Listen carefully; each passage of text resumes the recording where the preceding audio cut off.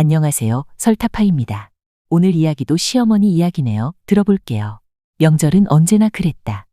아침부터 수지는 마음의 준비를 했다. 올해도 어김없이 큰 집에서 열리는 가족 모임이었다. 가족이라고 하지만 수진에게 이 모임은 그리 편한 자리가 아니었다. 아니, 편하지 않은 정도가 아니라 매번 고통스러웠다. 시어머니의 집으로 향하는 차 안에서 수지는 미리 준비한 음식을 곁에 두고 있었다. 직접 요리한 전과 찜, 그리고 손수 만든 나물들. 시어머니는 매번 음식을 챙겨오라고 부탁했고, 부탁이라고는 했지만 사실상 당연한 요구나 마찬가지였다. 차 안에서 남편은 묵묵히 운전만 하고 있었다. 수지는 잠시 그를 바라보다가 천천히 입을 열었다. 이번에도 미라 시누이는 아무것도 안 하겠지? 남편은 짧게 한숨을 쉬었다. 그냥 이번만 지나가면 되잖아. 매번 이러는 거 너도 알면서. 수지는 고개를 돌려 창밖을 바라봤다. 남편이 말하는 그냥 넘어가자는 말이 너무도 익숙했다. 매번 명절마다 반복되는 이 불편한 대화.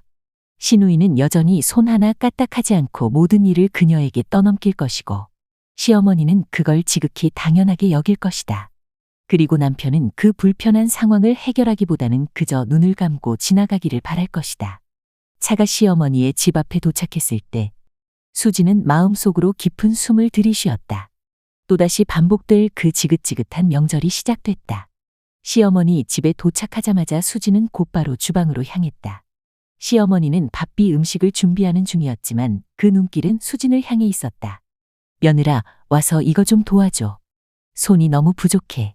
수지는 대답할 겨를도 없이 앞치마를 두르고 시어머니 곁에 섰다. 상을 차리고 음식을 준비하는 일이 자연스럽게 그녀에게 맡겨졌다. 명절마다 반복되는 일이었지만 이번에는 더욱 이상하게 느껴졌다. 왜 이 모든 일을 자신이 해야 하는 걸까? 잠시 후 시누이 미라가 거실로 나왔다. 어제 늦게까지 모임이 있었다며 피곤한 표정으로 소파에 몸을 눕혔다. 시어머니는 그 모습을 보며 걱정스러운 표정을 지었다. 미라야, 많이 피곤했나 보네. 술을 얼마나 마신 거야? 늦게 들어왔지. 미라는 대충 고개를 끄덕이며 대답했다. 네, 어젯밤에 좀 늦었어요. 오늘은 좀 쉴게요. 시어머니는 다정한 눈길로 딸을 바라보았다. 그래, 몸 생각해야지. 저쪽에 누워서 좀 더 쉬어. 여기 일은 며느리가 알아서 할 거야. 수지는 순간적으로 입술을 깨물었다. 너무나도 익숙한 상황이었지만 매번 그 상황에 대한 분노가 서서히 쌓여갔다. 미라는 언제나 그랬다. 명절마다 아무 일도 하지 않고 그저 편안히 휴식을 취했고, 시어머니는 그 모습을 당연하게 여겼다. 반면 수진에게는 전혀 다른 기준이 적용됐다. 시어머니는 항상 수진에게 집안일을 맡겼고, 수진이 조금이라도 미적거리면 흘러나오는 한마디는 늘 같았다. 며느리가 집안일을 잘해야지. 그래야 가족이 화목해져. 이 한마디는 수진의 가슴에 비수처럼 박혔다. 그녀는 정말 이 집안의 가족일까? 아니면 단순히 일을 하는 사람이었을까? 미라가 일하는 동안에는 한 번도 그런 말을 들어본 적이 없다. 그런데 왜 자신에게만 이런 잣대가 적용되는 걸까? 수지는 그저 묵묵히 일을 시작했다. 주방에서 시어머니의 지시에 따라 음식을 준비하는 동안 미라는 여전히 소파에 누워 있었다. 시어머니는 가끔 미라에게 다정하게 말을 걸며 그녀의 안부를 물었지만 수진에게는 일과 관련된 지시만 날아왔다. 수지는 분노를 속으로 삼키며 일에 집중했다. 하지만 속에서 차오르는 울분은 멈출 수 없었다. 시어머니의 태도는 매번 같았다. 미라는 애초에 아무 일도 하지 않아도 괜찮았고, 시어머니는 딸이니까 괜찮다며 당연하게 생각했다. 하지만 며느리인 수지는 가족이라는 이름 아래 일하는 사람이 되어버렸다. 그 차별적인 대우는 그녀의 마음을 갈갈이 찢어놓았다. 저녁이 되자 시어머니는 모두를 불러 식사를 준비했다. 큰 상에 차려진 음식들은 수진이 하루 종일 고생하며 만들어낸 결과였다. 하지만 시어머니는 식탁 앞에서 감사의 말을 하지 않았다. 오히려 며느라가야 이거 좀 더 맛있게 만들었어야지. 간이 좀 심심하네. 라는 핀잔이 날아왔다. 미라는 수저를 놓고 다정한 목소리로 시어머니에게 말했다. 엄마, 괜찮아요. 음식은 다 맛있어요. 언니도 많이 고생했잖아요. 그 말조차 미라가 한 번의 부담도 없이 던진 것이었다. 수지는 고개를 숙인 채 대꾸할 수 없었다. 칭찬조차 누군가의 입을 통해야만 받을 수 있다는 것이 서러웠다. 자신의 존재가 그저 일하는 사람으로 여겨지는 것 같은 현실에 속이 뒤틀렸다. 명절이 끝나고 집에 돌아오는 길, 수지는 더 이상 참을 수 없었다. 차 안에서 남편에게 조용히 말했다. 당신도 봤잖아. 이번 명절에도 똑같았어. 왜 미라는 아무 일도 하지 않는데 나는 매번 이 일을 다 떠안아야 해. 당신 어머니는 미라한테는 쉬라고 하면서 나한테는 왜 그럴까? 남편은 짧게 한숨을 쉬며 대답했다. 미라는 원래 좀 어머니가 미라를 챙기는 게 오래된 습관이잖아. 그리고 넌 요리를 잘하니까 어머니가 좀 더 기대하는 거고. 그거 가지고 너무 예민하게 굴지 마. 그 말에 수지는 순간적으로 화가 치밀었다. 매번 이럴 때마다 남편은 중립을 가장하며 문제를 축소시키려 했다. 그의 눈에는 시어머니의 차별적인 대우가 그저 사소한 일로 보였고 수진의 불만은 예민함으로 취급되었다. 그게 왜 사소한 거야? 내가 일하는 게 당연한 거야. 미라는 딸이라서 괜찮고 나는 며느리니까 일을 해야 하는 거야. 당신은 그게 공평하다고 생각해? 남편은 잠시 침묵하더니 대답했다. 그냥 이번 명절만 지나가면 돼. 이렇게 큰 문제로 만들지 말자, 응? 수지는 그 말을 듣고 더 이상 대꾸할 힘조차 없었다. 남편은 언제나 그랬다. 중립을 지키는 척하면서 사실상 시어머니의 편을 들었다. 그는 문제를 해결하기보다는 그저 회피하기를 바랐고 그 과정에서 수지는 더욱 외로워졌다. 다음 명절이 다가오자 수지는 이미 마음속에서 결심을 굳혔다. 시어머니와의 불평등한 대우는 이번에도 어김없이 반복될 것을 알았다. 하지만 이번에는 가만히 있지 않기로 다짐했다. 늘 해오던 대로 모임에 음식을 챙겨가고 명절 아침부터 시어머니의 주방에서 일을 시작하는 건 더 이상 불가능했다. 이 집에서 자신이 일꾼이 아닌 가족으로 인정받지 못하는 상황을 그저 넘길 수는 없었다.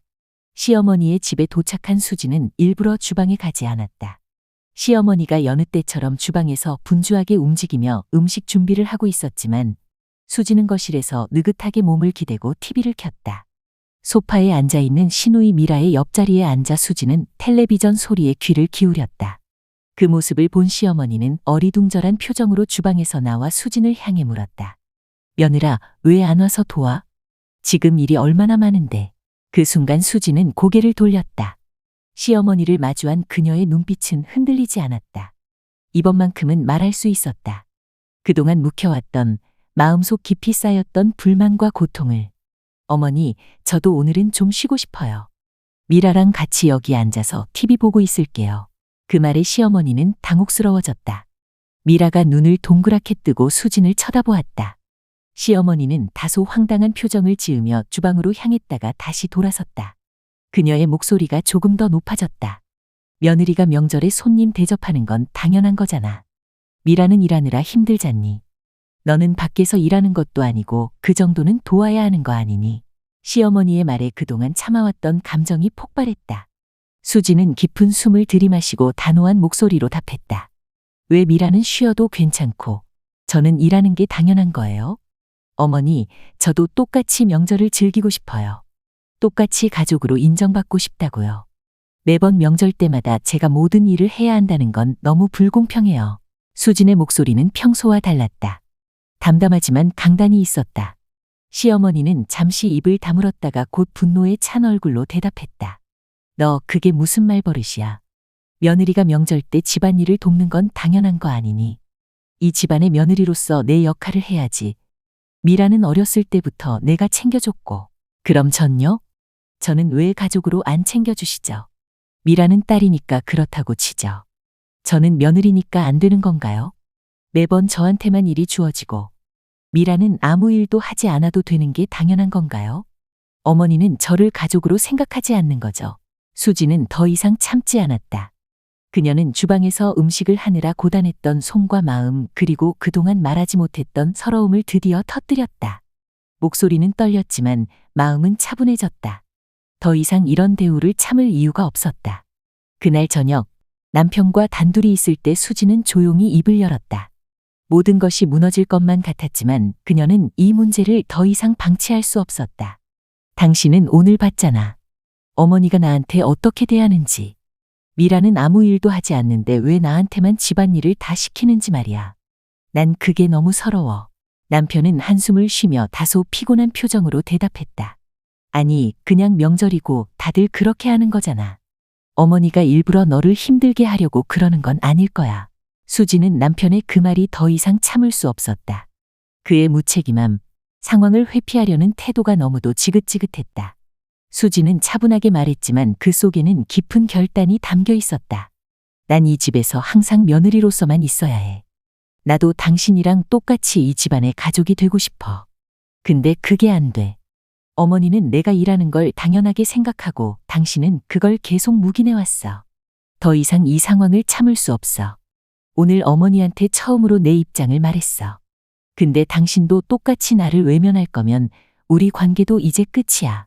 남편은 그제야 심각성을 깨닫고 고개를 들었다.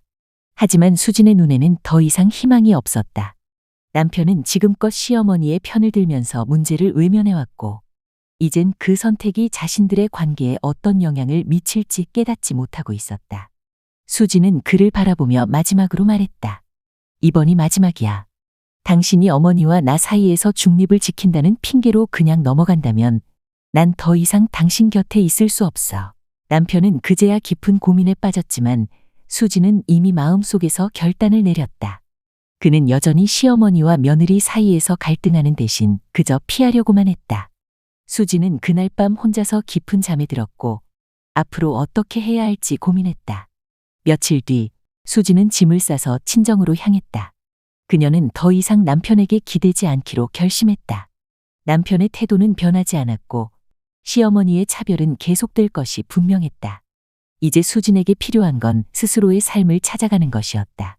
수지는 시어머니 집을 나서며 마지막으로 뒤를 돌아보았다. 그동안 참아왔던 시간들이 눈앞을 스쳐 지나갔다. 그 집 안에서의 모든 명절과 그때마다 감내했던 서러움, 미움 그리고 외로움. 가족이라면 서로 존중해야 해. 그렇지 않으면 그건 가족이 아니야. 수지는 자신에게 속삭였다. 그녀는 이 집안에서 진정한 가족으로 대접받지 못했다. 시어머니의 차별적인 대우와 남편의 침묵은 더 이상 견딜 수 없는 것이었다. 그녀는 자신을 가족으로 대우해 줄 사람을 찾아 나설 준비가 되어 있었다. 그리고 그것이 가능하지 않다면 스스로의 삶을 위해 앞으로 나아갈 것이었다. 수지는 짐을 손에 들고 발걸음을 옮겼다. 자유는 멀지 않은 곳에 있었다. 이야기는 이것으로 끝입니다. 오늘도 시청 감사드립니다.